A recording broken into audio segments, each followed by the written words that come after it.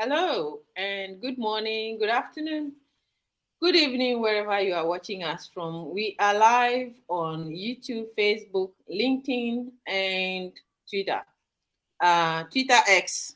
If you are watching today, we are coming to you live from Sydney, Australia, and we are lucky to be counted among the living today because it's not everybody who got up today is here up to this day. So we just want to give a shout out to everybody who is watching this moment. We just want to honor you for your presence, and also today we are going to talk about the impact of loss and grief on humanity. Who feels it more? To join me to break down this question and come out with some solution and answers to this is one and only Petra Page and Wilfred Roach. Lady and gentlemen, welcome to the show. Thank you, Victoria. Hi. Thank you, Victoria. Hello, hello. The question today is who feels it more, the impact of loss and grief. When we talk about loss and grief, we are talking about different areas of life where we lose something or something valuable is missing in our lives, and we want to find a way of dealing with it.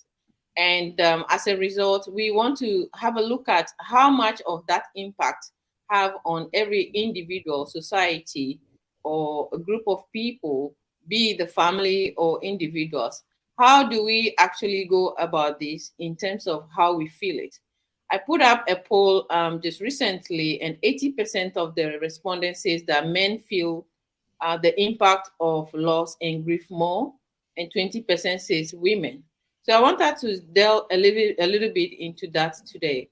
So the first question literally is, who feels it more in your view? Petra, you can go first. Oh, thank you. I think that women are better at expressing it. They tend to be more prepared to be vulnerable.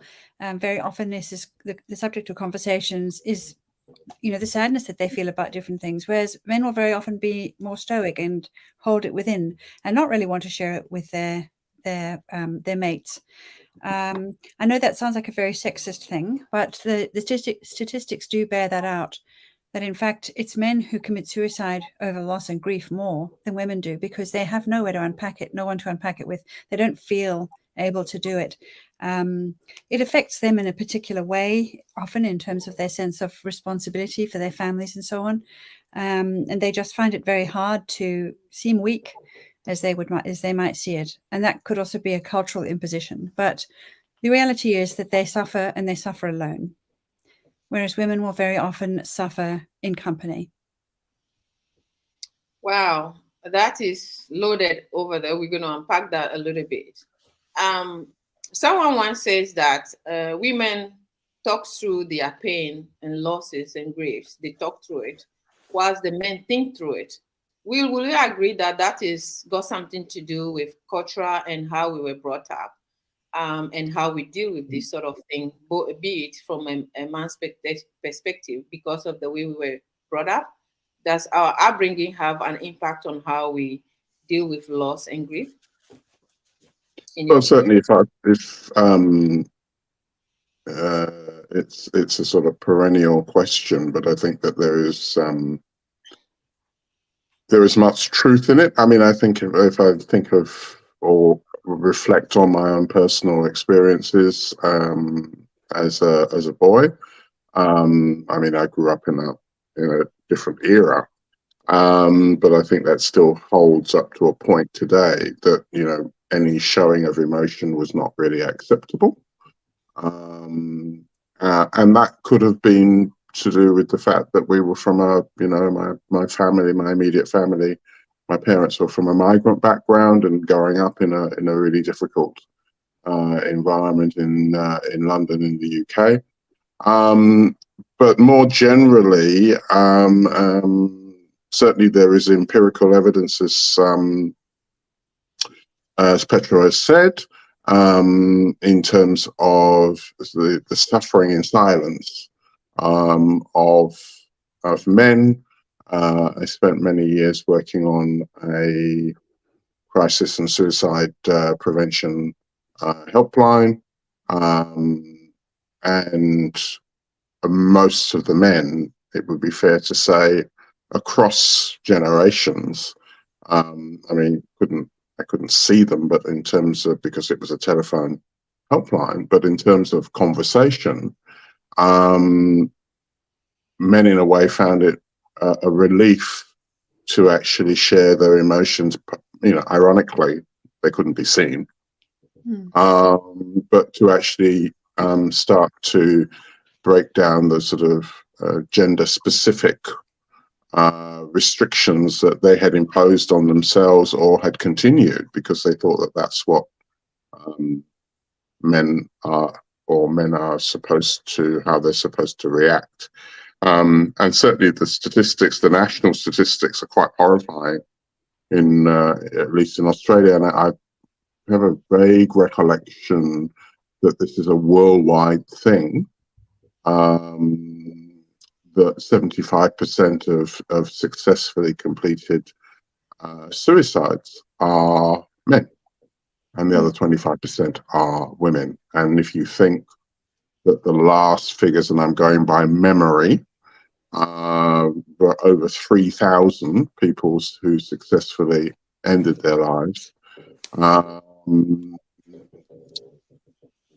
that's a couple of thousand men over a given period that the statistics are being collected. It's horrifying. It really is. I just want to say, if you are watching us for the first time, or you've been following us for the last few minutes, we've been talking about the impact of loss and grief on humanity and who feels it more. Today's topic is not necessarily a directional way of talking about the impact of what we want to talk about today. Is the human aspect of everything that we feel. If you feel like that this topic is, if you feel distressed about this topic, there will be a link in the comment for you to reach out for help. I would like to continue by saying that when my family was going through, when I lost my mom, I saw my dad cried. I saw my dad cried and cried very heavily. I saw Roger Federer cried heavily when he lost in the finals of a tennis match. I saw different people express different emotions at certain time of their life. It's not necessarily of losing someone, but the loss and grief we're talking about is a loss of something that is valuable to you, something that is important to you at a certain time of your life. And the aspect that we want to delve into is whether it is a loss of a job, you get fired from work, it's a loss that a lot of people are grieving. And this week, actually, someone is telling me that he's struggling to focus on the work that he's doing now, because the work that he was fired from, he doesn't think he would ever get over that for the rest of his life. And this is a man talking to me with such an emotion that he attached to that job. The loss that we are talking about here, we'll touch on some of the statistics are out there already that we know more about. Today, the clear thing that we wanted to talk about is culture plays a very important role as to how we express our emotions. I was brought up in a family that you do what the boys are doing. I literally did everything the boys were doing, wherever they were going, I go with that. And so it's not very easy to show your emotions, but then at the same time, I was in touch with my emotions. As a matter of this, I want to come back to what Will said and what Petra also said. Culture has a very important role in playing with that. Petra, can you expand a little bit on what you meant when you said the way we approach that culture has something to? Can you expand a little bit on that, and then I'll come back to what Will was saying, and also if you want to touch on what Will just said as well, moving forward. Yeah, well, I think that I don't know of obviously of all cultures and how things are, but certainly in Western culture, there has been a message that men are to be stoic, to be seen to be strong. And that's something that I've heard about from my husband and son as well. This sense that you don't get vulnerable because somebody is going to find a chink in your armor and it will be humiliating. You know, there isn't a sense of being supported as a man, from what I'm hearing in Western culture. If you show yourself as being what they call weak, it's not seen as something that is going to be getting support necessarily, but perhaps some kind of judgment about you. And I don't know whether that's true, because I've also seen that there have been certain influencers who've been very vulnerable, say on camera or whatever, and they've ended up getting massive responses. Wow, how wonderful that you could be so vulnerable and wear your heart on your sleeve like that. So I think it is valued, but I think that on the ground, it can be very difficult to do, because there is very much this sense of somebody's got to go first. So I think then we come back to, you know, that thing that Will said, you know, where if you're on the phone speaking to somebody and you can't be seen, there's no problem with really revealing just how hard it is, how painful it is. I'm sure that many men also will speak to women, as your client has to you, or to their spouses and so on. But I think for men to share amongst each other, that is where the difficulty is. That's what I meant by culture. You know, I think that it's a really sad thing, because everybody is a human being and everybody feels pain, and not to have a place to go where you feel that would be an acceptable thing to unpack is a very lonely experience. And that is also at the heart of grief, is this aloneness, that a thing has happened and you are really alone with the reality. No one can enter into that world of what it is like to have lost that.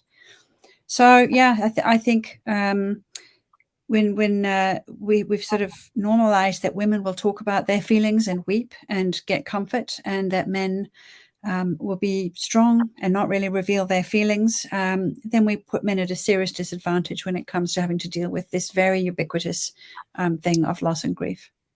Okay. Will, did you want to add something? I want to say before you move on to whatever you want to add to this. In my culture, there's a saying that Bemanson. For some of you who don't know, I'm from Africa, Ghana specifically, where we are told that in Akan they said Bemanson. It means that men don't cry. So when something happened to a man and he's sharing tears, it's a sign of weakness, indirect. Like, yeah, it's a sign of weakness. But at the same time, if you can't express it and you're keeping it within, also have an impact both positively and negatively, whereby societal aspect you're trying to impress or to show that Bemanson. But the fact is, if you cry, what happens? What happens when you cry? Will, excuse me to say, do you cry, and how often do you cry when you lose something or you are in grief? Do you cry? You are the first man we are having. How often do you cry? How often do I cry? I cried a lot, actually. I mean, there are periods when I don't. But I was going to say, before I come back to that question, I was going to say it's really interesting over the last couple of months, let's say. I have noticed emotion being, you know, in terms of shedding of tears. Somebody been quite surprised, actually, of emotion being shown by individuals, and sometimes there's support to somebody, you know, when I'm out and about. And from recollection, 90% or all of those instances of, you know, public emotion are women. I don't think I've seen a young man. I don't think it really matters what age you are, but I think it's that they have that. There's something about being out in the open, I guess. Small. I don't know, because there are people around. But yeah, I have always been a crier, if you like. I don't really, sometimes I do stifle my own emotions when in certain situations, social situations maybe. So you could say that I know that I want to cry, but I So don't. would you say, or would you agree with the fact that Roger Federer was crying because he lost the final match to someone? Will that be an acceptable opinion that he's weak? I think that you could certainly make that case personally in your own mind. I actually don't think now at this particular point it would be seen as unacceptable, but I think how you have internalized your understanding of maybe not even for men thinking about its grief, that for a lot of men it isn't acceptable.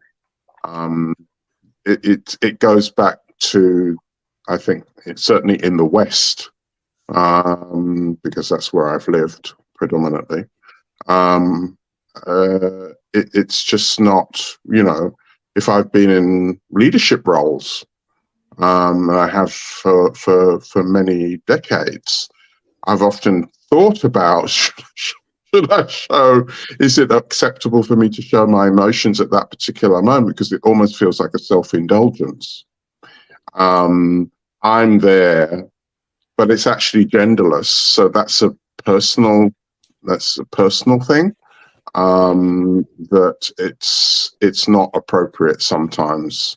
When I was on the phone as a telephone counselor, I would cry silently. But I didn't think it was appropriate. There were one or two instances where, it was congruent with the person that I was supporting. And we would both talk about it. But it's like invisible boundaries, social boundaries, which are internalized and Talking about can be quite damaging. I do like what you've said there, Will, that there's a place for it. Sometimes, like if you're at work, you really would kind of decide, well, I'm not going to give myself permission, but when I'm with a friend or at home, I might do. And then, of course, there are those times when, you don't have any permission at all. It's just going to happen. I remember when Djokovic lost the tennis. I know you love to talk about tennis, Victoria. And thank you very much. Yeah, so he was just devastated that he had lost and so disappointed. And I don't know that we'd say that was grief, but anyway, the point is that he was expressing his emotion because he just didn't have an option. He didn't give himself permission. It was just going to happen. And, I don't think that it did him any harm. I think that for people to see that he really felt that badly about it was fine. And very often, if we can give ourselves permission to reveal that emotion, it normalizes it. It gives other people permission to step forward in their own humanity rather than have this facade of strength and, well, I'll just keep it all inside. I have gone to my therapist, who's a man, and wanted to cry and been damned if I would, because I don't want to reveal that emotion at this time. So I'm pinching myself on the soft part of my arm so it hurts. And then it takes my attention away from this overwhelming emotion. So I think we also do choose when we'll reveal that emotion and to whom.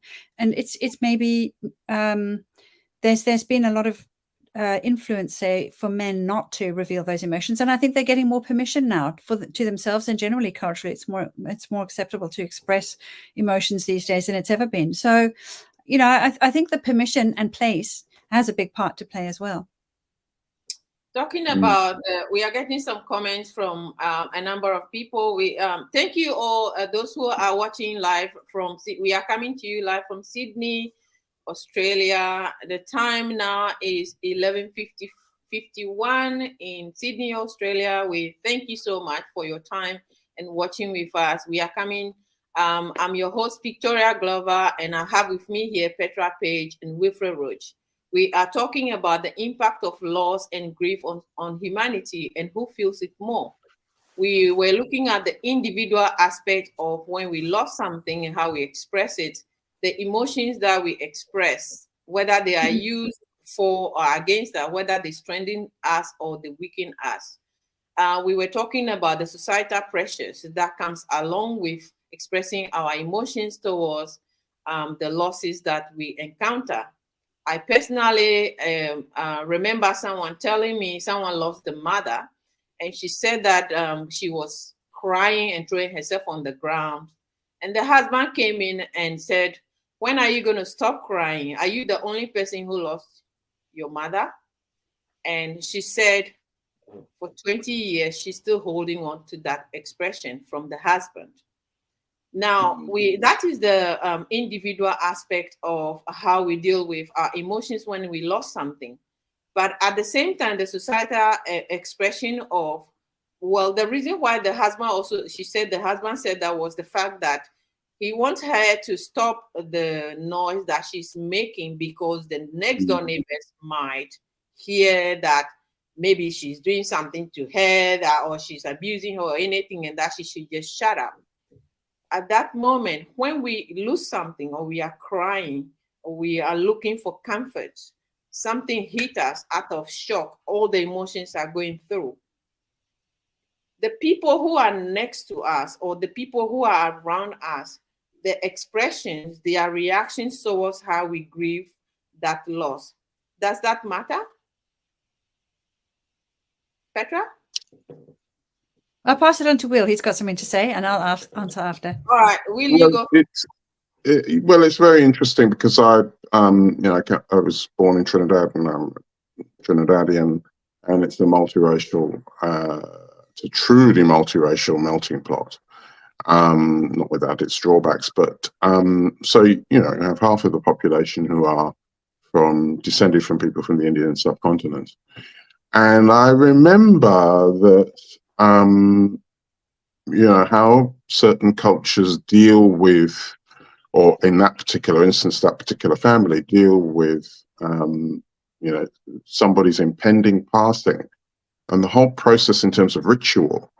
And it was a woman that was next door, and I didn't really understand what was going on, which really showed where I'd come from in terms of where I'd spent most of my life, which was in London. So you don't hear and see the physical passing of somebody.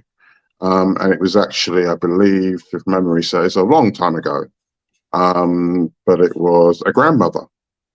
And, I'm what we call a bit of a night owl. And I would sit out on the veranda at night, and it was cooler and quieter. And I just was aware of this person moaning and wasn't quite sure, didn't quite join all the dots together initially. And then I realized that she was actually passing. She was in her final phases, and she was on the veranda. The family had left her on the veranda. And then I saw the funeral, the car that removed her body, and it was a very interesting. It was a moment of connection as a human being with another human being who I didn't know, and how her family were there with her and part of the process of her passing. And it was beautiful and quite surprising to me how that process was managed, and how you were then invited to the house the next day or the same day to grieve with the family. And I had never had that experience, partly because had been removed from that cultural environment as a baby. But there it was. Everything was almost like a house collapsing. But in the West, it would be invisible. Yeah. But there it was. I want to say that if you are watching this program and you are distressed about it, we'll put a link in the comment where you can seek help. You can call Lifeline or Beyond Blue, and all the other links will be in the link for you if you are feeling distressed about this. So I don't want us to dwell too much about the physical loss of another human being, which is just part of the loss. There are some other losses that we have that also are as heavy and impactful as the human loss. The passing of someone is the ultimate grief that we go through. And I know, as you all know, recently I lost 4 of my family members within 3 months. Within 3 months, I don't even know I will still be here talking about anything of that sort. I don't know where I got the strength from to even, there were days that I just can't function. the psychological impact of this sort of thing, the emotional toll that it has on individuals, combine that with that emotional impact on the family as a whole, in our relationship with our neighbors, the people that are immediately in front of us, be it your husband, your wife, your children, your neighbors, the cultural aspect of putting these things together in front of these people, is there a pressure on us to live within a certain area or scope of coping with these things, like we touched on before, the cultural aspect of dealing with them, and then the societal aspect of wherever you find yourself? Is there a difference between how we deal with these sort of things as an immigrant from our background, wherever we come from, and where we find ourselves now? How do we blend both? Petra, can you touch on what Will said a little bit more before you go into the next question? How do we kind of find a bridge between where we find ourselves and what we have to project for the society to see? Well, I think just going back to what Will was saying, that's particular normalizing of loss and grief, whereas in our Western society, very often people don't have patience for their own discomfort. We have this sense of we're supposed to be happy, and if I'm not happy, then I've got to find the cause for that, and do something about it, not honor it as a legitimate feeling. And so, if somebody else is unhappy, sometimes they'll discover that people around them will subtly chastise them because they're engendering those feelings in them. They may even keep their distance, for their own mental health, and that leaves the sufferer very much on their own. There's also an idea in our society that the proper action of a friend and well-wisher is felt to be to distract the mourner from their grief rather than join them in it, which is so different to what the beautiful image that Will gave us of this family coming together and sharing their grief. So I think that that's a very difficult thing. Going back to what I said before about permission, do I have permission to be unhappy? Does it mean something about me? And am I alone in it, or is somebody going to join me? So I'm not sure if that answers your question, but I do think that that is one of the great difficulties that we have is educating those people around us when we are in pain, that actually we need a kind of support rather than chastisement or distance, and be left to get on with it. Excellent. Will, you touch on something very important about the picture that you just painted us in that scenario? Mm. What are we supposed to do if we are the neighbor, or we see a neighbor going through something like that? Where do we meet them? If someone is going through that, whether they tell you or you witness it, where do we meet them? Well, it was interesting because I didn't. How difficult can it be, depending on where we find ourselves? Sorry. Well, it was interesting because I had never had that experience before. I mean, I had, culturally, or certainly I can speak within my own family, passing, dying was regularly discussed. It wasn't a thing that was seen as being, so in a way I'd already been prepped for it, but outside of the intensity of the environment that is that particular country. And it's not a subculture, but it's one of the cultures, one of the ways of dealing with impending loss.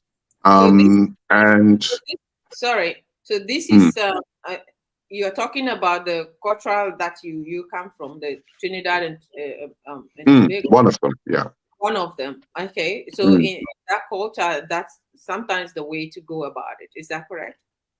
Yeah. Yeah, and it's not something, it's public, it's accepted in a way that, interestingly, certainly in June, July, there were a number of sudden passings, and that was a very interesting way that was dealt with, and how I felt about it. And then there were, if you can use that word, expected passings, and how I dealt with it. It's a very complex dance, and maybe, I'm not the norm in terms of from, if you're looking at it from a gender perspective, I certainly wouldn't feel that I'm the norm in terms of men that I know and death or passing and grief. So in a way, I'm atypical. I'm not typical, because I have been exposed or found myself in situations where of either grief situations or impending grief. So I guess it's maybe given me a skill set to maneuver that helps me in terms of dealing with different forms of grief. Can I say something here, Victoria? Just something that I noticed is that you've asked a question a few times over these podcasts, is what would you say a person is to do? And really, I think that the salient point is that you have to be. And, it's such an uncomfortable thing, because when we're doing, we feel empowered. And the thing about grief is it so disempowers us. Everything that we thought we were in control of has sort of fallen away, and something has happened to us, and we didn't have a say over it. And I think that, just kind of returning to this idea that we've been talking about is who feels it most, is, when my husband was diagnosed with cancer, and then when his company found out, they let him go because they didn't want him to die on their board. His reaction was, I will go out and I will do whatever I have to sort the situation out. He signed up to do his MBA, and he was out there talking to people and trying to make things happen. Whereas I didn't do. I just collapsed into feelings. And in fact, that was possibly a worse thing. It was more disempowering. It's much more empowering to kind of go out there and take action. And I think that really it could be this balance that we need to try to find. And in terms of grief, we've got this idea that there's a dual process of grief, where you attend to the grief, and then you attend to real life, and then you attend to grief, and you attend to real life. And that's a way of kind of restoring yourself, in a changed world, and also acknowledging the being that you're doing that has shifted so remarkably. So, I think that it is about giving yourself permission to be in the feelings, and to just be, and not have to do, but then at the same time to attend to your life and your other relationships and the things that are important, which brings you back to being re-empowered and connected. So I don't know if that's a helpful perspective to just shine on it. Yeah, that's a helpful perspective. And in that aspect also, I want us to look at it also from a family part of a part of way of looking at it through the lens of the family. Like the example that I just gave you, where the lady was saying that the husband commented that you're not the only person whose mother has died, and that you should just keep it within, shut up so you don't disturb the neighbors and all of that stuff. The impact of that sort of thing on the individual in the home. Whereby she was saying that as a result of that, she just shut every door within her. She just shut everything. She was no more functioning at home. The impact of that on the children, and also on the husband. She was saying that because of, she doesn't want to bring it up to upset him again, so she kept everything. As a result of that, and the example you just gave us with your husband, be it the husband or the wife, this individual have to deal with himself first, then deal with the immediate family or whoever is within that scope of his life. And then also the relationships also come in, whereby your work also come in. How does the individual function when it comes to that? For example, when your husband's one was brought forward, how did you deal with it as a mother, as a wife, and as an individual? And also you have to go to work. Where do you go to find that strength to be able to cater for all of that? Well, just in the example of the woman that you're talking about, I think that, you're feeling alone in your grief, and then you get disconnected from the one person, your partner, who really you'd hope would stand beside you and hold you up in this difficult time. But what was going on for him? This anxiety about the fact that some kind of weakness or commotion is being shown, that he might kind of end up with a label of having abused his wife because she's, wailing or whatever it is, and I think that it's very hard,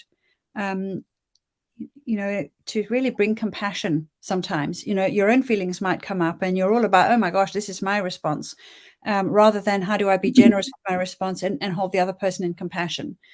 So I think that in terms of my husband and I, it was also the beginning of a conversation, one that we hadn't had to have before. We hadn't contemplated the fact that one of us could die early, or that either of us would find ourselves, on the sidelines of our lives with no employment, So it is trying not to be judgmental about the situation. And I think that we do tend to judge the situation because in a way it's kind of, well, if we've made it wrong, then we can find a way of making it right. But actually, that's not how it works in grief. You can never make it right. You just have to learn to carry it. And it is being in that sort of that humility and that compassion for each other that you then meet each other and help each other. And, life begins to restore through that connection. What do you think, Will? I was just going to say, Will, before you add to what Petra said, build it into it. So what Petra just said now, just touched also about the work and the environment.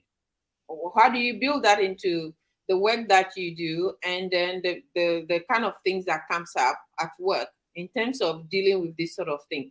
How would you add to what Petra just said, and then how would you weave that into the work environment for the individual and as a family person? Is that for me or Petra? That's for you. Yes, that's for you. Yes. Petra was asking what you want to add to what she just said. Well, before I come to that point, I mean, I realized before that, I had parents that, in a way trained me, prepared me to deal with different forms of grief. And I saw them grapple with that. And that was a very useful thing. It was a very sometimes very confusing and also very confronting. But I didn't tell them that. But it was very useful when moving in different workspaces or unfamiliar spaces and being confronted with grief, to really learn. And I think it is a learned thing. It can be something if you could sort of figure out how to do it, but most people, I think, learn as they go along. I mean, you can learn professionally how to deal with things, but in terms of how to deal with your emotions, it was interesting how, as Petra said, it's being, but also accepting, and then walking. I call it walking alongside the person in the workspace, because I often, not frequently, but I said often, but was, in a managerial role, confronted with situations where somebody had a sudden loss, or confronted with a situation which somebody had not revealed to anybody. And it is in some ways surreal because you separate yourself. I had to separate myself from my own feelings, or put them to one side and be there for that person. And that's not an easy thing to do, whether it's in a workspace or personally. Difficult. Yeah, I think it is that business of the dual process of I'll attend to my grief, and I might do that at home, or I might have to just go into a breakout room at work, and then I'll be back and I'll be tending to life and my job and whatever else. And I think you have to remember that, we're people first. We're not automatons. We're not going to show up at work and be cogs in machines and somehow leave all that stuff behind. And I think that one of the roles of leaders in work is sometimes to normalize the fact that we might be having a difficult day. We may not be on form. And that's not an excuse, but it's kind of an acknowledgement. And then let's attend back to what needs to be attended to, whether that's on the emotional or the other side. And I think that people come back quicker when they feel seen and heard and understood, rather than when they suppress it and they're very alone with it. It takes a much longer time then, to digest that grief, because grief is a process of digesting the indigestible. And, when it's done on your own, and in secret and so on, well, it can actually become indigestible. Whereas when it's done in a supportive environment, there's a lot to do on your own. But at the same time, other people realize what you're going through and can be very compassionate with that. It can be much easier to metabolize it. Excellent. Before we wrap up, I want to say that if you are watching us live, we are talking about the impact of loss and grief on humanity and who feels it more.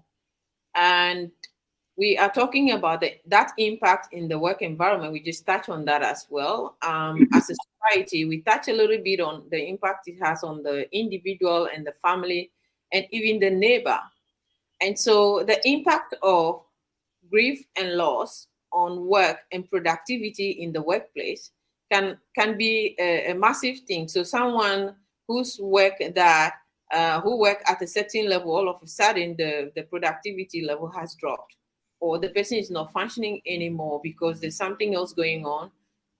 It's up to the individual who is the leader or the manager or the whoever to be able to absorb that.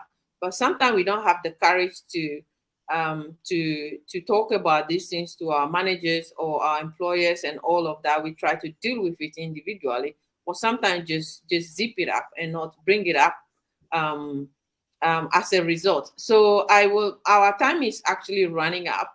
So I would like us to talk a little bit about what we took out from today's topic, so that next week, God willing, we will expand on this particular area, the impact of loss and grief on productivity in the workplace and how we can go about solving that. So I want us to go through, what did you take from today's topic, the impact of loss on the individual from a human perspective? I forgot to mention, someone did mention to me the other day when I put the poll out that she will actually not, she's not actually comfortable with us talking about it from a gender perspective. As a result, that is where culture comes in, because every culture deals with gender differently in a way that they deal with different situations. And so this person wasn't comfortable for us talking about it through the eyes of a man and a woman. And she would have loved that we don't bring the sexism into it. But can we actually talk about loss and grief without actually looking at it from that breakdown? Is that possible? Petra, would you like to shine some light on that for us briefly? Look, I'm not a man, and yet I have been told by many men that they're not comfortable expressing their emotions. I don't know if that's a man thing or if it's a culture thing, but I do think it needs acknowledging. I don't think it should be delegitimized. Oh, well, gender, let's just get rid of that. It is a real burden for men, and we know that from the suicide figures, that they are actually struggling alone and don't feel that they can unpack it.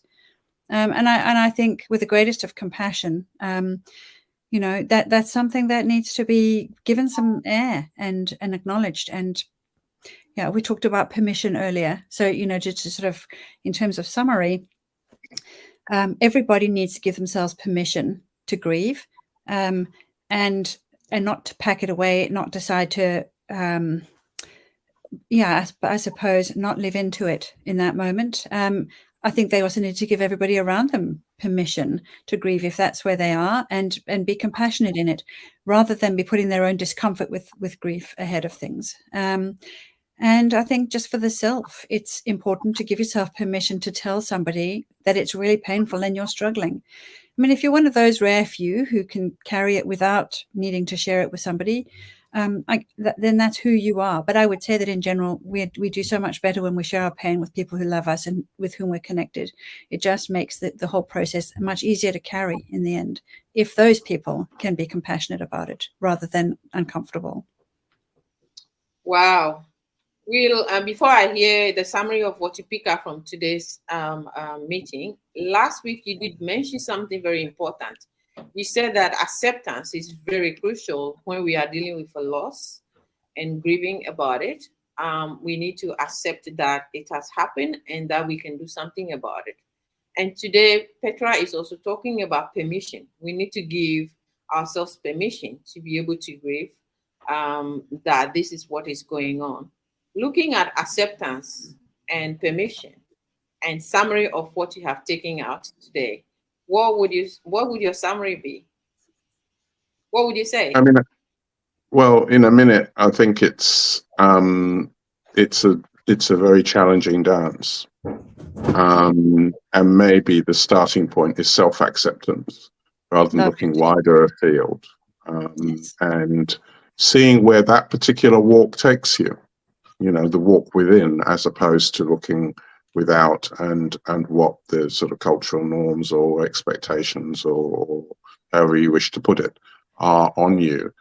You know, do that inward walking and see where it takes you. I love that. That's beautiful, Will. Inward walking and see how that takes you. That's a journey. And on that journey, I want us to meet acceptance and meet permission.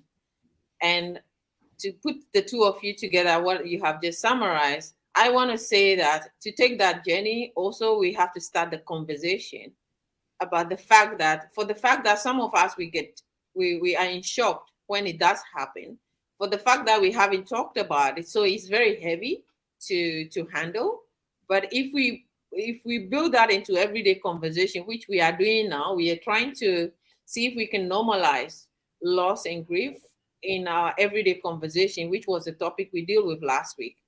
And so today I would like to say that for me personally, what I might take out is that if we are seeking acceptance of what has happened, which I have to deal with myself, and to give myself permission to grieve as much as possible, I also say that it will be important if we can start the conversation with ourselves first, and then see if we can try and start that conversation with others, so that when we find ourselves in that situation, even though we are expecting, we will be able to handle it a little bit more, even though it doesn't make it anything less. I would like to thank everybody who has been watching out today with us live, all the way from Sydney or wherever you are watching from. We just want to thank you for watching this topic. It hasn't been easy. We are trying to normalize it as much as we can. We try to put it on the back burner, but unfortunately it has come up again, and we wanted to hear your comments and your additions and your ideas and all that you can add to everything else we have talked about today. It doesn't end here. The conversation goes on. So we want to hear from you what you have taken out from today's discussion in the comment sections. And we want to thank you all for coming. And once again, we want to give it up for Petra Page and Wilfred Road. Thank you so much for coming once again. God bless you. We look forward to seeing you next week at the same time. Thank you. And thank you. Thank you. And Wilfred. Thank you. Thank you very much. Bye now. All right. Bye. Bye-bye. Bye-bye. Bye.